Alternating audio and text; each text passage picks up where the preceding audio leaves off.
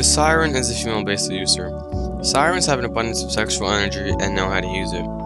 In today's world, men are secretly oppressed by the role they play. They always have to be responsible, in control, and rational. The Siren plays to a male's fantasy. She offers the male a total release from the constraints of the world and offers the male total pleasure. Thus, she takes control of the male libido by embodying his fantasy. In 48 BC, Julius Caesar was going to invade Egypt. Julius Caesar was in his Egyptian palace planning with his generals when a Greek merchant was let in. The object that came with the merchant was the infamous Cleopatra. She was half-clothed, and everyone was dazzled at the sight of the beautiful young queen appearing before them, suddenly as if in a dream. Caesar had tons of mistresses, but none could keep him for so long. What truly interested him was political intrigue, challenges of warfare, and Roman theater. Cleopatra hit on this and made herself like warfare. One day she was all in love with Caesar, and the next day Cleopatra was angry at Caesar, which resulted in Caesar trying to figure out ways to regain her favor. Many women were prettier than Cleopatra, but what set her apart from the rest was her ability to distract a man. Distraction is what a siren is based off. She exhibits the male fantasy, thus resulting in the male not focusing on the real world. Cleopatra distracted a man by having a goddess-like appearance. Her voice was intoxicating. The way she spoke, she did a lot of different shit. By the time a man was in bed with her, he was dreaming about her. She gave the other man pleasure and adventure. From Cleopatra, we learn that it is not beauty that makes a siren, but rather a theatrical streak that allows a woman to embody a man's fantasy.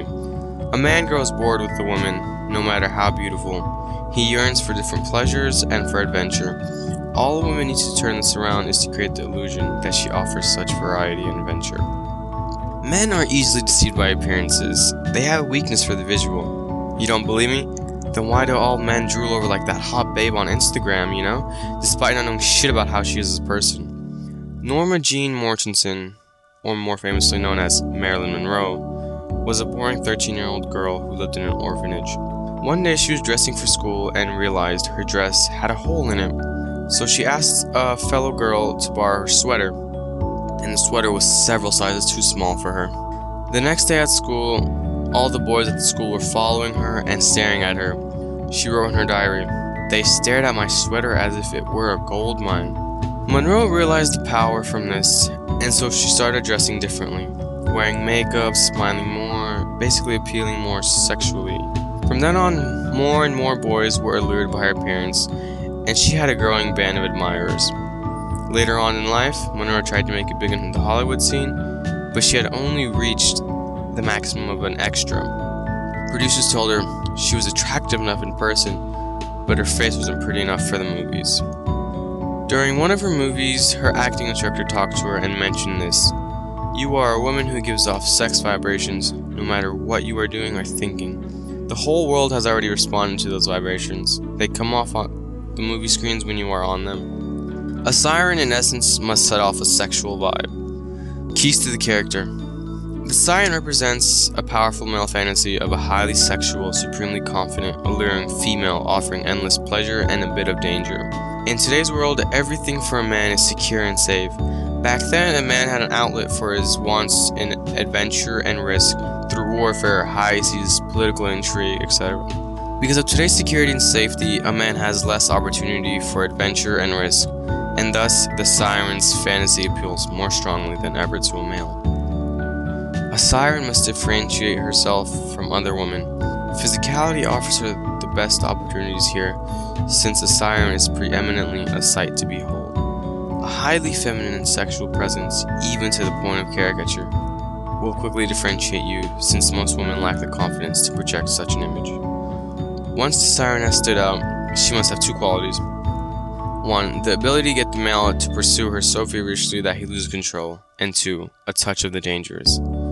Danger is highly seductive, and to seduce a male is simple. A highly sexual presence will do this quite well, but you must not resemble a courtesan or whore, whom the male may pursue only to quickly lose interest in her. Instead, the siren is slightly elusive and distant, a fantasy come to life. You mustn't be the woman who gives the male sexual pleasure so easily. At times be distance. A great siren during the Renaissance named Tullia ago now, would act and look like Grecian goddesses, the fantasy of the day. Today you might model yourself on a film goddess, anything that seems larger than life, even awe-inspiring. These qualities will make a man chase you vehemently, and the more he chases you, the more he will feel that he is acting on his own initiative. This is an excellent way of disguising how deeply you are manipulating him. Danger is critical in seduction. It adds emotional spice and is particularly appealing to men today, who are normally so rational and repressed. Many men nowadays must live a straight path in life, which eludes them of danger or committing something irrational or based off of emotion.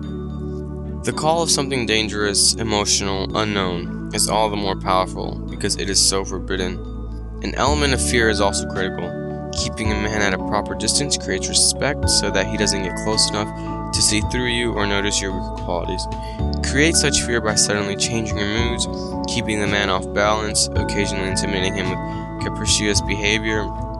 The most important element for Siren is the physical. It could be the looks, the scent, the height, clothing, etc. Your face must never dominate your appearance, but a beautiful face does not a Siren make. Instead, it creates too much distance and coldness. Having your face as its dominating appearance makes your manipulation too obvious and direct. There must be a combination of qualities to create the seductiveness of a Siren. 1. The voice. 2. Body and adornment. 3. Movement and demeanor. The voice. The Siren must have an insinuating voice that hints at the erotic more often subliminally than overtly. Those sex hotlines have women with sweet voices. They don't have people with my voice. My voice isn't very seductive, but the voice of those sex hotlines perhaps do have hot voices. The Siren never speaks quickly, aggressively, or at a high pitch. Her voice is calm and unhurried, as if she had never quite woken up or left her bed. Body and adornment. It is with her clothes that the Siren aims to create the goddess effect. No one was ever seduced by a hot woman who wore vagrant clothing, but a hot woman with sexy clothing? Now that's jaw-dropping. If you are lacking in the voice, your body and its adornment must dazzle. Paulina Bonaparte, the sister of Napoleon, was a Siren who was a genius of clothes and adornment. At a ball in 1798, Pauline Bonaparte asked if she could dress at the hostess's home so nobody could see her clothes as she came in. When she came down the stairs, everyone stopped dead in stunned silence. The Duchess d'Abrantes wrote, "No words can convey the loveliness of her appearance. The very room grew brighter as she entered.